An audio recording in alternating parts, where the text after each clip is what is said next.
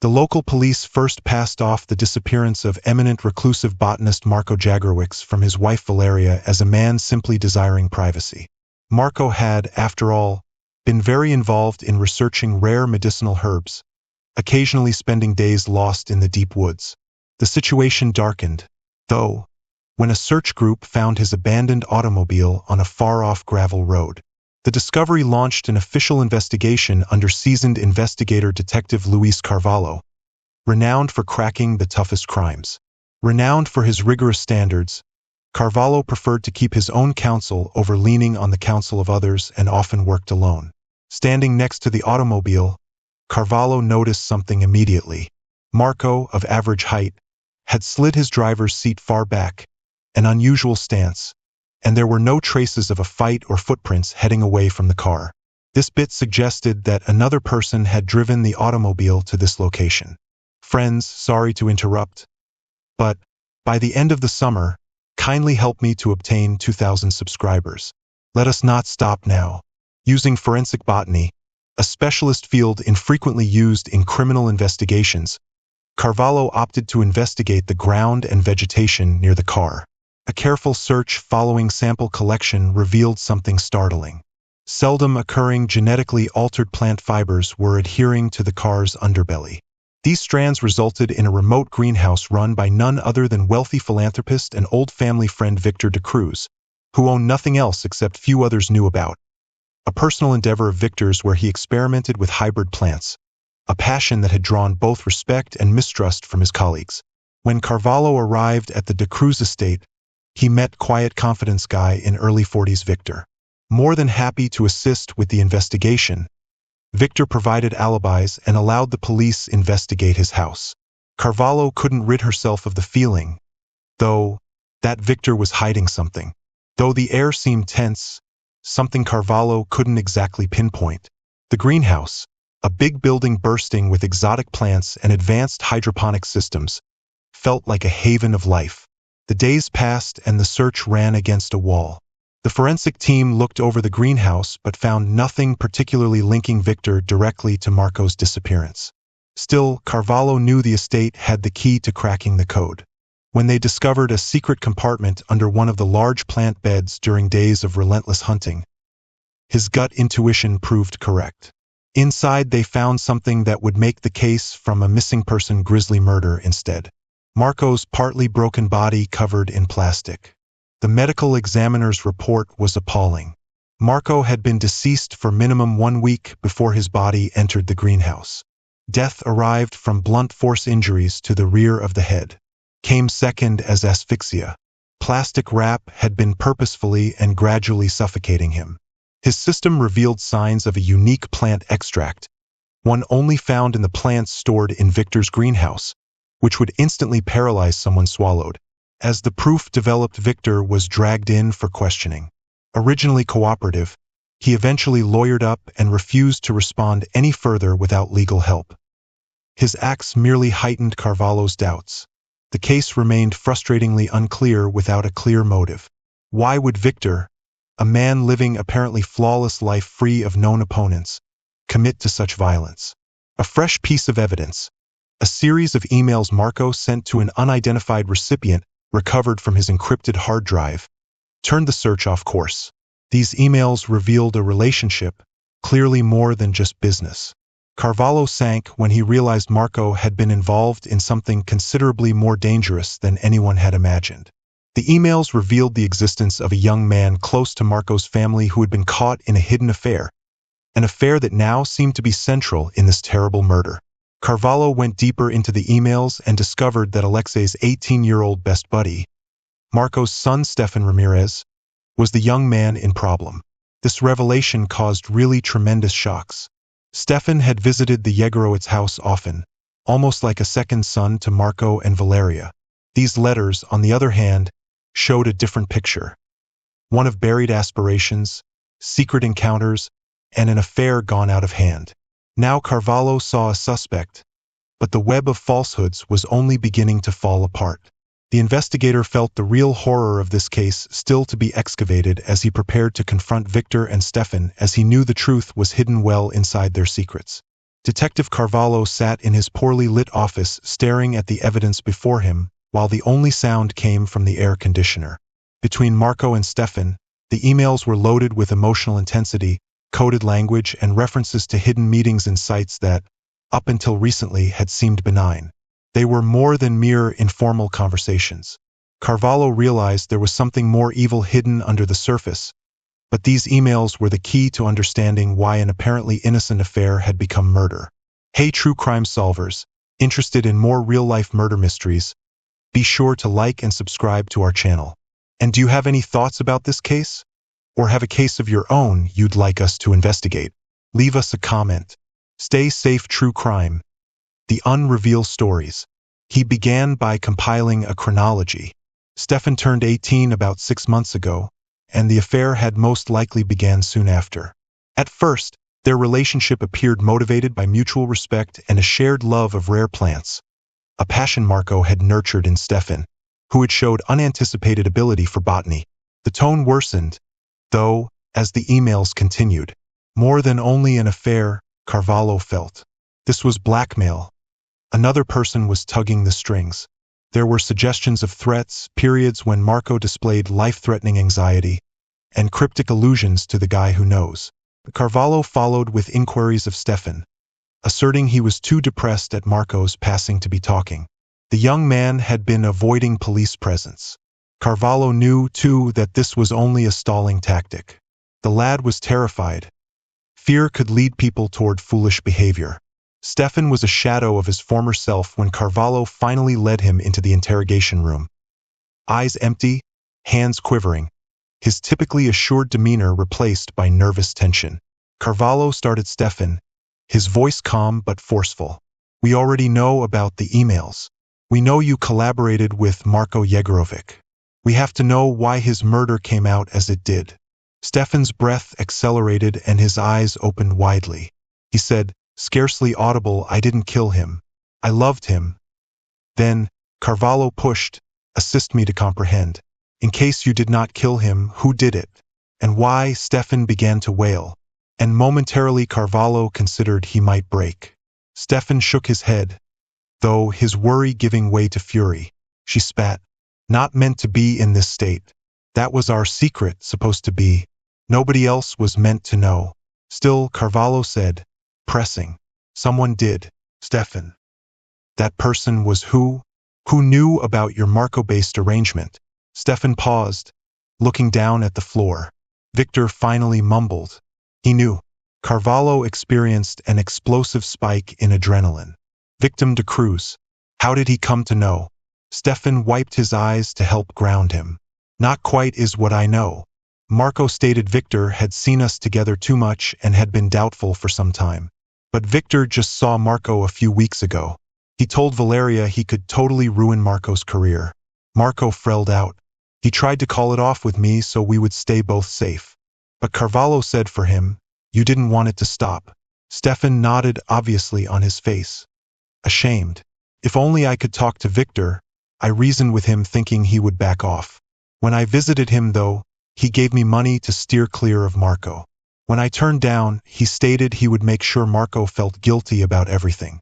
Marco started to get the threats at that moment as Carvalho could see the direction this was headed. Stefan lifted his head, dread flashing across it, but I knew they were terrible. I never found the emails he sent Marco.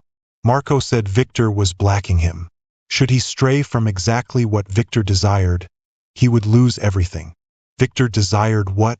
Marco said. Stefan tilted his head. When I saw Marco last, he just kept saying he was imprisoned and that there was no escape. He said he was meeting Victor in an attempt to end it permanently. Marco disappeared then, Carvalho replied bitterly. Carvalho knew holes yet, even if the parts were beginning to fit together. Victor's contribution was becoming increasingly obvious.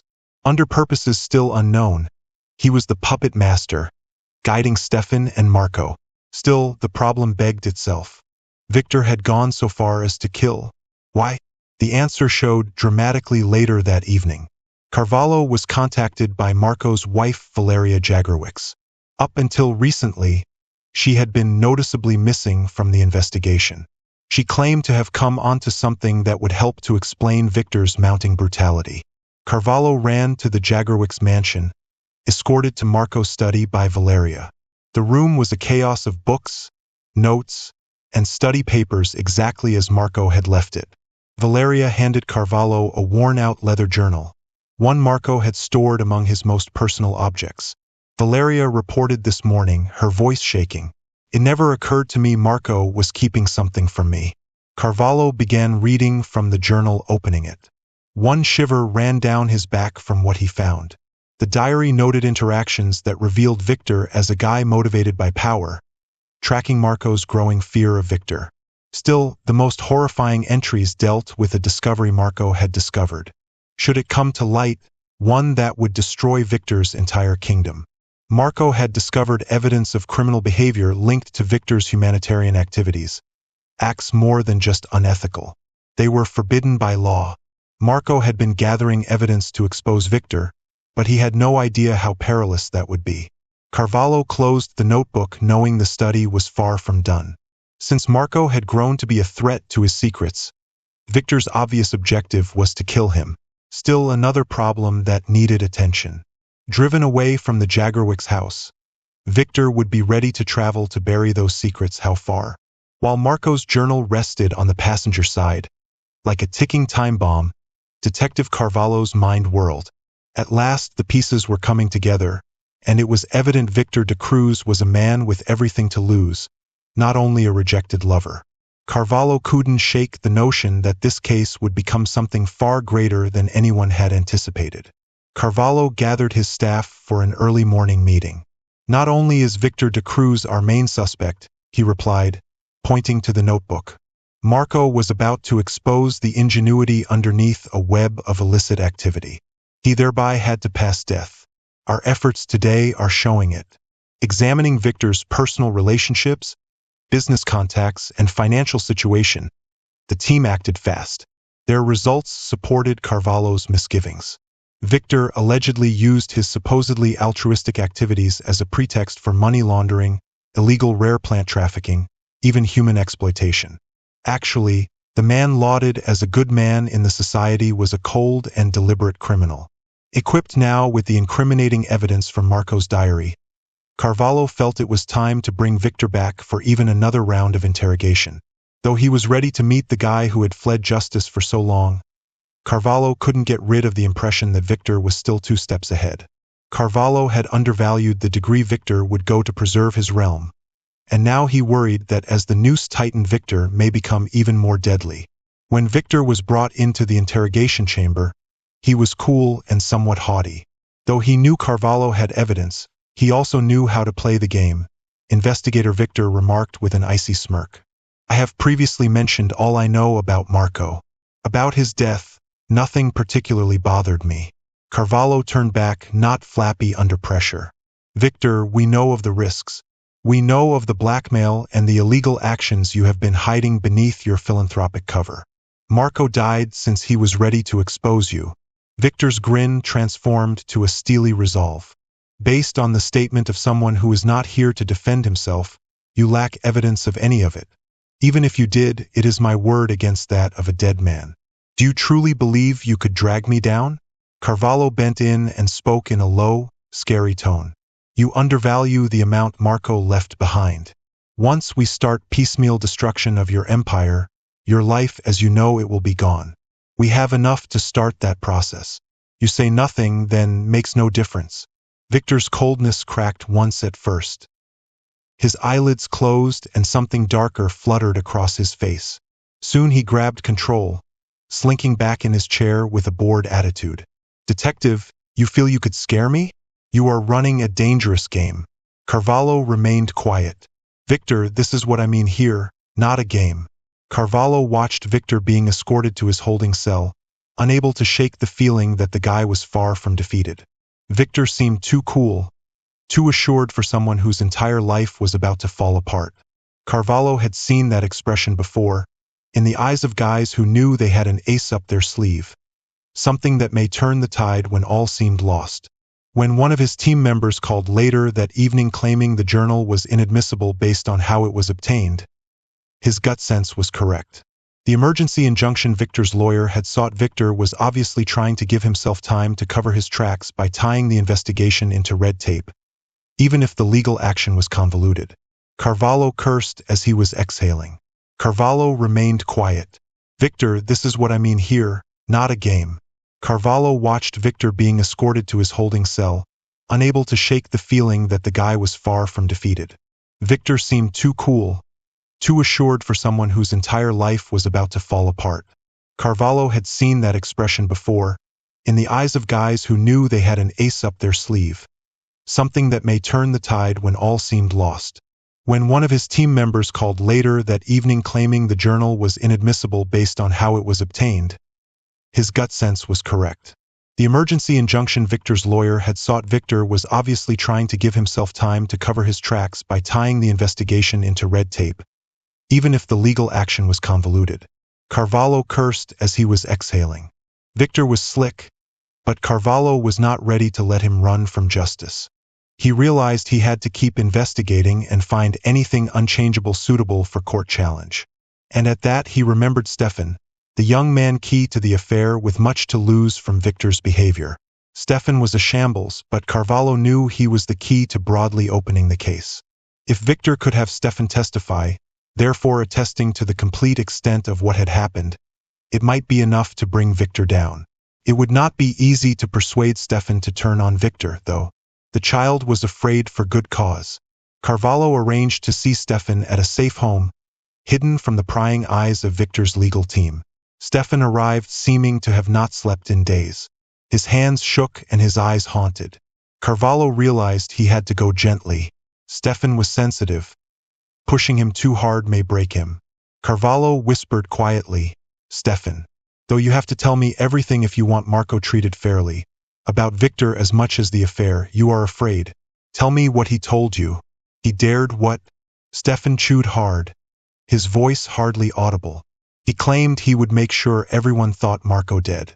He said I would spend my lifetime behind bars and that he had the power to make it seem as though I was the one accountable. Carvalho's heart dropped. More ruthless than Victor had imagined, he was prepared to destroy a young man's life to ensure his own. Stefan, you are supposed to testify. We need you to bring Victor down. We protect you. Stefan lifted his eyes, searching desperately. He will follow right behind me. Should I follow through, he will first pay my family a visit. I cannot do this alone. He would not be alone, Carvalho advised him. We will be by your side through all stages. Stefan, only you can stop him though. You owe Marco and yourself as well. Stefan said nothing for some length of time. Then he nodded slowly, while replacing the horror in his eyes. His voice faltering but steady, he said, I'll do it. I'll testify. Walking Stefan out of the safe home, Carvalho realized they were about to enter the most perilous stage of the investigation. Though Victor was cornered, a cornered animal is the most dangerous of all. As much as for justice, the trial would be a survival struggle. Carvalho could only wish he was ready for the approaching storm. Viewers excited to watch the trial consuming the town in a way few had before occupied every seat crowded the courtroom.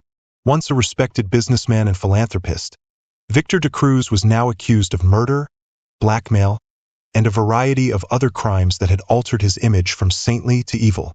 Sitting on the other side of the courtroom was Stefan Ramirez, accompanied by his attorney and investigator Carvalho, who had developed to be his most passionate supporter over the ordeal.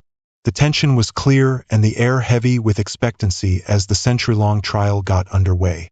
Victor's legal team consisted of excellent defense lawyers well known for pulling their clients out of supposedly difficult situations. They contended that Marco Jagorovic had been a troubled man with insane notions in his last days. Hence the evidence against Victor was circumstantial. Stefan was portrayed as a confused, naive young man under police custody who was driven into testifying against an innocent benefactor. Under the leadership of a seasoned district attorney, the prosecution was relentless, while the defense was polished and knew how to appeal to the jury's emotions. From the first disclosure of Marco's affair with Stefan to the more threatening emails and finally, the cold-blooded murder that had shocked the town, they methodically described Victor's misdeeds. Marco's notebook was crucial for their case even if the defense sought to undermine it. driven to the brink by fear and desperation. The prosecution said it was a glimpse into the psyche of a guy who had been relentlessly hunted by a predator under the pretext of a friend. The moment of truth came as Stefan stood up. Not only was his testimony the most direct link to Victor's objectives, but it also was the testimony of a victim, a young man ensnared in a web of lies and dishonesty under the sway of a man he had previously respected. Stefan shook as he described the incidents leading to Marco's death. Stefan murmured, his voice breaking, the threats, the anxiousness, the time everything went catastrophically wrong. Victor warned me Marco would destroy us both if I stayed close to him. He said he could make it look as though I killed him and that nobody would believe me. I got terrified, running unsure of what to do. I wanted to protect Marco even though I couldn't. Given what Stefan had gone through, his remarks carried considerable weight. The court stayed quiet as a result. Carvalho watched from his seat. His heart hurt for the young man going through so much. Though he had believed Stefan would buckle under the pressure, he had found a strength shocking even him. Victor's defense's cross-examination was harsh. They aimed to discredit Stefan, thereby questioning his mental state, motivations, even his relationship with Marco. They suggested that Stefan, driven by envy, had conspired to diminish Victor's influence over Marco, therefore implying that he had been the initiate. Stefan continued, though, his testimony steadfast in front of the avalanche of questions aimed to trip him. The prosecution's case depended clearly on the tide, which was clearly running against Victor. Still, the defense hadn't got going yet. Calling Victor to the stand, he portrayed himself as a victim of a smear campaign, a guy whose lone transgression had been trying to help a troubled young man who had misconstrued his intentions. As Victor told his version of events, he was rather good, his voice calm and measured, benevolent on the surface, but there was a coldness, a computation impossible to ignore. The turning point of the trial occurred when the prosecution presented an unexpected snippet of audio tape captured from Marco's study. Marco had been sufficiently paranoid, as it happened, to record his conversations. One of those tapes caught his last run-through with Victor. The courtroom listened in astonished quiet as the recording ran. Clearly nasty and full of power, Victor threatened Marco, ready to destroy him should he deny comply. The jury listened to Marco's cries of desperation, his anxiety clear even in the crackling audio. "You really do think you could stop me?" Victor's voice floated across the courtroom. "Marco, you are nothing. I carry all the cards. If you do not heed my counsel, that boy of yours will be with you to make sure you lose all." The prosecution had demanded a smoking pistol. The defense argued that the tape demonstrated nothing except a fiery dispute and that it was taken out of context. Still, the harm was done. The jury has heard enough now. Everyone could clearly see the actual Victor Cruz, a man who would stop at nothing to protect his empire, even if it meant destroying the life of everyone around him. Sent to deliberate following weeks of testimony, debates, and dramatic outbursts, the jury was the suspense was intolerable to everyone waiting in the courtroom for the outcome. When the jury at last returned, the foreman stood and uttered the words that would confirm Victor's catastrophe. Guilty on both sides. The courtroom descended into mayhem. As Victor was being taken away in handcuffs, his cool head shattered. His look mixed amazement and bitterness. Stefan began to cry at the release that at last ending overwhelmed him. Carvalho felt a great sense of gratification but also a rush of fatigue. Justice had been done despite great cost. As the dust settled, Carvalho started to consider the situation. Originally a basic missing persons hunt, it had evolved into a tale of obsession, deception, and murder. Far darker. Eventually, though, his arrogance had proved his undoing. Victor Cruz felt himself to be untouchable. Marco Jagerwicz was gone. But his death had not been clean. The man guilty would live behind bars all his life. The truth has become discovered. The shadow of the events that had happened lingered in the air. But in the weeks after the trial, the neighborhood progressively began to recover some degree of normalcy. Once considered to be impenetrable, Victor Cruz's empire was methodically decimated when investigators learned of his whole degree of criminal behavior. After his assets were stolen, his wealth and power, which had shielded him for so long, became useless. His name came to represent dishonesty and greed. Originally praised as a cornerstone of the society, the man was now loathed, his legacy reduced to a warning about power gone bad. Free from Victor's direct menace now, Stefan Ramirez struggled to straighten his life. The trial had seriously strained him on the emotional as well as the mental levels. He disappeared from public life, from the scene where everyone knew his story. Carvalho had supported him in linking with therapists and legal advisors who could help him reconstruct his shattered universe. Even though the wounds of his experiences remained deep, Stefan would have a long and difficult path ahead toward healing. Valeria Yegorovich, Marco's wife, found she was battling a complex mixture of loss and relief. Though the truth of her husband's infidelity had been horrible, the revelation of the danger he had been in and the ultimate cost he had paid compounded it. She confronted the painful reality she had been living in a web of falsehoods, oblivious of the double life Marco had led as she grieved the death of her husband. Still, some comfort even with the resentment knowing that justice had been done and that Victor de Cruz would never destroy another soul. Detective Carvalho, who oversaw the investigation, was thinking about the case consuming so many months of his life. Though he had handled dark and twisted crimes before, something about this one lingered with him and kept him awake at night. Perhaps that was the way things had turned out, with its unexpected turns and revelations of buried truths. Perhaps it was the awful understanding of how easily the whims of a man who considered himself untouchable could shape and twist life. Carvalho took up Marco's diary once more one evening while seated by himself in his office. He had stored it more as a remembrance than as proof. Turning the pages, he reviewed the notes Marco had given displaying his fear and desperation, the growing sensation of dread that would ultimately overwhelm him. It was a depressing reminder of how near Marco had come to be exposing the truth, and how that reality had brought about his early death. Carvalho became rather sympathetic to the man, a clever thinker stuck in something much beyond his reach who had paid the ultimate cost for trying to do the right thing. Closed the notepad, Carvalho looked out the window at the blackening heavens. This one would stay with him even though he knew other cases and other crimes would call for his attention. It was a sobering reminder of the ephemeral character of life and the narrow margins separating those seeking justice from those pursuing exploitation and destruction. Whipped at the homes of those who had followed the case and in law enforcement hallways, the story of Victor de Cruz and Marco Jagrowitz developed into a legendary type in the years that followed. It told of love turning obsession, of power corrupting totally, of justice prevailing, though at great cost. For those who are involved, the echoes of that period would never totally vanish. Rather, they would serve as a constant reminder of the gloom that can lie latent under even the most obviously perfect life. Stefan never completely disappeared from the shadow of his past, but at last he found a way forward and committed his life to supporting others who had been victims of deception and violence. He changed his name and began afresh wherever none knew his story. Though Marco's recollections of the tragedy he had gone through would always be with him, his profession offered him some degree of calm. Valeria focused on rebuilding her life, comforted in her work, and in the friends who had seen her through the crisis.